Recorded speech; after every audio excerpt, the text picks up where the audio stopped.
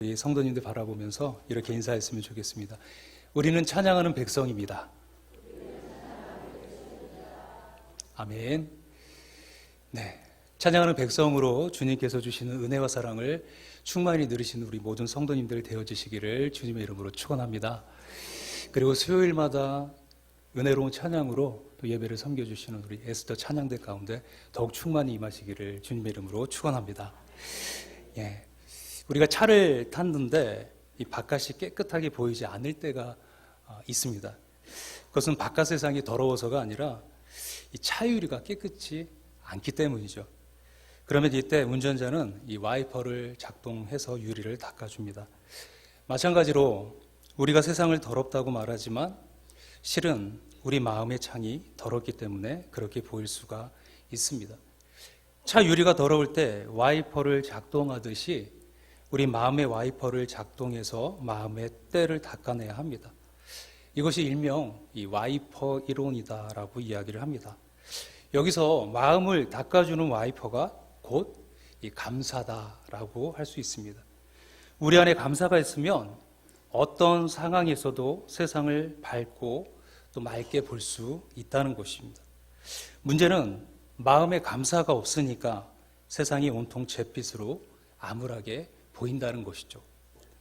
운전을 하는 사람은 알겠지만 비가 올 때는 상관이 없어도 맑은 날엔 와이퍼를 작동해도 소리만 나고 때가 닦이지 않습니다.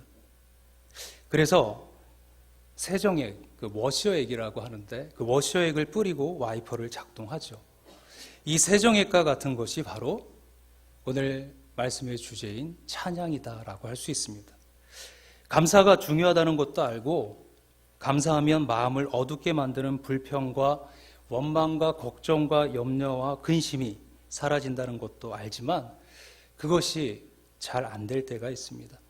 감사해야지 결심을 해놓고 돌아서서 땅이 꺼져라 한숨을 내쉬고 있는 모습을 우린 자주 경험하게 됩니다. 그 이유는 찬양이라고 하는 세정액을 뿌리지 않고 감사라는 와이퍼만 작동시키려고 하기 때문입니다. 그러므로 감사라고 하는 와이퍼를 잘 작동시키려면 먼저 찬양이라고 하는 세정액을 뿌려줘야 합니다. 감사는 찬양의 열매이기 때문에 찬양을 하면 감사라고 하는 열매가 자연히 맺히게 되는 것입니다. 유대인의 말을 배우려는 유대인은 이 말을 처음 배우는 자녀들에게 가장 먼저 가르치는 그 말이 있습니다. 그것은 감사를 뜻하는 히브리어 토다라는 말입니다.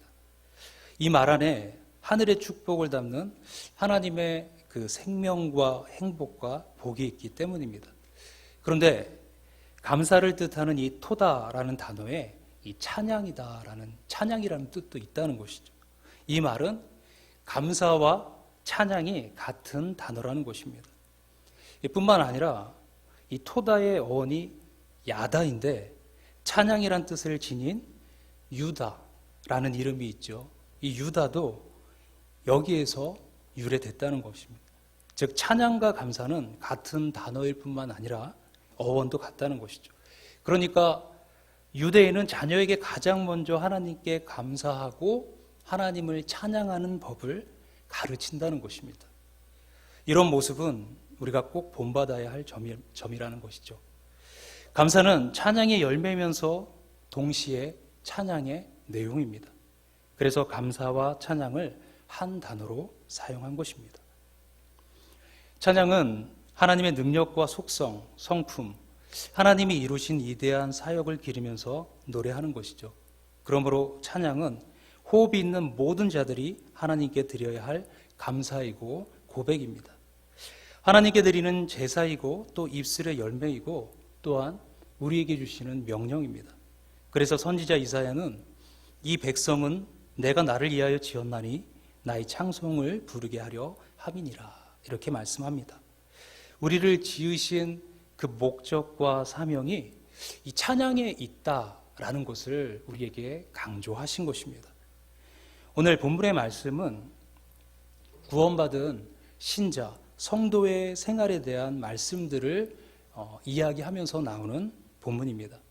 신자는 술 대신 성령으로 충만하고 세상의 노래 대신 찬양을 드리라는 것이죠. 찬양은 성령으로 충만한 삶의 모습이고 동시에 성령으로 충만하게 되는 방법인 것을 이야기해 줍니다. 시와 찬송과 신령한 노래들로 서로 화답하며 너희의 마음으로 주께 노래하며 찬송하며, 여기 시와 찬송과 신령한 노래들에 대한 이 해석이 여러 가지가 있는 것을 우리는 보게 됩니다.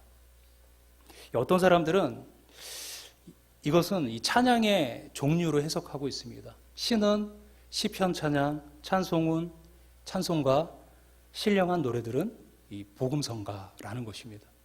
우리 성도님들은 어떠십니까? 그래서 예배 시간에는 시편 찬양과 우리가 찬송가로만 제한해서 사용해야 한다, 이렇게 주장합니다. 많이 들었던 이야기죠. 그렇지만 이것은 좀 잘못된 해석입니다. 초대교회 시절에는 찬송가와 복음성가가 없었기 때문이죠. 또한 어떤 이들은 시편 찬양에 대한 다양한 표현이라고 해석하면서 이 사람들 역시 예배 찬송으로는 시편 찬양만을 불러야 한다, 이렇게 주장하기도 합니다. 역시 설득력이 있어 보이지 않습니다. 반면에 성서 신학자 브루스라는 분은 시를 감사, 찬송을 하나님이 어떤 분이신가에 대한 고백, 신령한 노래들을 우리의 간증으로 해석하고 있습니다. 찬양의 다양한 내용으로 해석을 한 것이죠. 이런 의미에서 우리의 찬양은 하나님을 향한 감사요, 고백이요, 간증이다 라고 이야기할 수 있는 것입니다.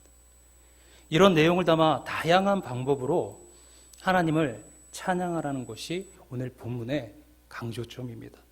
그러면 어떻게 하나님을 찬양할까요? 먼저 오늘 본문에서는 서로 화답하라, 이렇게 말씀합니다. 여기서 화답이란 이야기하다, 대화하다라는 뜻입니다. 받은 은혜를 서로 이야기하고 경험한 은혜를 서로 나누는 것이 화답입니다. 이것이 찬양이라는 것입니다. 반드시 멜로디에 따라 노래를 부르는 것만 찬양이 아니라 감사를, 고백을, 간증을 서로 이야기하고 서로 나눈 것도 찬양이라는 것입니다. 예배 후에 식탁에 둘러앉아서 식사를 하고 또 차를 마시고 교제를 나누는 것도 찬양입니다. 그러므로 찬양이 가득한 삶, 찬양이 넘치는 삶을 위해선 우리 지체들과의 나눔이 필수적이다라는 것이죠. 그러기 위해선 자주 만나고 모이고 교제해야 합니다. 시편 기자가 형제의 동거함이 아름답다고 선언한 이유가 바로 여기에 있습니다. 그 자체가 아름다운 찬양이 되기 때문입니다. 그래서 그 찬양을 통해서 하나님의 복, 즉 아론의 수염을 타고 그 옷깃을 적시는 보배로운 기름과 같은 복, 그 복이 부어진다라고 말씀합니다. 어떤 하답은 서로 노래하다라는 뜻이죠. 함께 찬양하는 것입니다. 찬양은 혼자서 부르는 것도 중요하지만 함께 부르는 것이 더욱 중요하다. 특히 찬양에서는 일방적으로 어느 한 편만 찬양을 하고 다른 편은 듣고 있는 것은 바람직하지 않습니다. 찬양은 감상의 대상이 아닙니다. 찬양은 누군가에게 보여주기 위한 공연이 아니라 하나님께 드려지는 제사이기 때문인 것입니다. 두 번째로 찬송하는 것입니다. 이 찬송을 이 영어 성경에서는 메이킹 멜로디로 번역하고 있습니다. 이것을 두 가지로 해석을 할 수가 있습니다. 하나는 멜로디를 만들어서 찬양하는 것을 의미합니다. 다른 하나는 악기를 동반한 찬양입니다. 이것은 우리가 생각하는 일반적인 찬양의 방법이기도 합니다.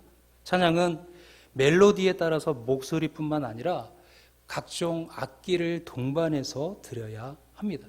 그래서 시편 150편은 각종 악기를 동원해서 찬양할 것을 촉구하고 있습니다. 그래서 오늘 찬양을 너무 힘있게 아름답게 은혜롭게 잘 해주셨는데 또 트럼펫과 함께 나팔 소리가 울려 퍼지니까 더 웅장한 느낌을 주었던 것 같습니다. 시편 5편을 보면은 그 시편 말씀이 시작되기 전에 위에 파란색 글씨로 간하게 맞춘 노래 이렇게 나오거든요. 그러니까 시편 5편은 간악악기, 트럼펫 같은 악기를 불면서 부르는 찬양이라는 것이죠. 아침에 주께서 내 기도 소리를 들으시리이다. 아침을 밝히는 느낌을 주는 것이죠. 시편 4편과 6편은요. 현악에 맞춘 노래다. 이렇게 이야기합니다. 현이 있는 악기를 가지고 노래를 하는 것이죠. 특별히 멜로디로 친다면 시편 8편을 보면 그 위에 또 깃딧에 맞춘 노래 이렇게 나옵니다. 깃딧은 기쁜 노래 가락이라는 의미를 가지고 있습니다. 그러니까 기쁘게 불러야 하는 것이죠. 기쁜 멜로디가 있다는 겁니다.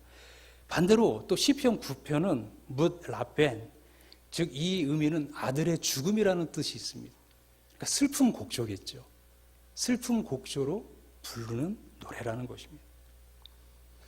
그에도 손뼉을 치고 발을 구르고 춤을 추면서 우리 모든 것을 통해서 하나님께 찬양을 드리라. 시편 기자는 그렇게 이야기합니다. 하나님은 그렇게 찬양받으시기에 합당한 분이시기 때문입니다. 사실 우리가 하나님을 찬양하는데 어떤 제한이 있을 수 없고 제한을 둘 필요도 없습니다. 그러므로 찬양은 누구든지 모든 방법을 동원하여 모든 상황에서 드려야 합니다. 이렇게 찬양하는 사람들에게 찬양은 주님의 축복의 통로가 되어집니다. 세 번째로 마음으로 부르는 것이다. 이렇게 말씀합니다. 이것은 찬양을 드리는 가장 중요한 방법이죠. 형식에 있어서는 찬양이나 일반 노래의 차이점은 거의 없습니다. 하지만 내용에 있어서는 전혀 다릅니다. 앞에서 말씀드렸듯이 찬양은 하나님의 능력과 그 속성, 성품, 하나님이 이루신 이대한 사역을 기리면서 노래하는 것입니다. 초점이 하나님께 맞춰진 노래가 찬양입니다. 이런 찬양의 특징을 가장 잘 나타내주는 방법이 바로 마음으로 찬양하는 것입니다. 일반 노래는 입술로 부를 수 있지만 찬양은 마음으로 드려야 합니다. 일반 노래는 음악적 기교나 가창력이 중요하지만 찬양은 영성이 더 중요합니다. 일반 노래는 자기 감정이나 기분이 중요하지만 찬양은 성령님의 은혜 안에서 성령님의 은혜의 저조 찬양해야 합니다. 그래서 본문과 비슷한 내용이 있는 골로새서는 여기에 감사하는 이라는 단어를 첨가하고 있습니다. 마음으로 찬양을 드린다는 것은 성령님의 은혜에 젖어서 전심으로 하나님께 찬양하는 것을 의미합니다. 온 마음과 뜻과 정성을 다하는 것이 하나님을 사랑하고 섬기는 방법이듯이 찬양도 이렇게 드려야 한다라는 것이죠. 찬양 역시 하나님을 사랑하고 섬기는 일이기 때문입니다. 하나님은 무엇보다도 마음을 보시는 분이십니다. 찬양도 마찬가지입니다. 때문에 하나님은 형식적인 입술이나 음악적인 기교로 부른 노래가 아닌 성령님의 은혜에 젖은 마음의 찬양을 기뻐하십니다. 마음과 정성을 다하고 감사하는 마음으로 드리는 찬양을 기뻐하십니다.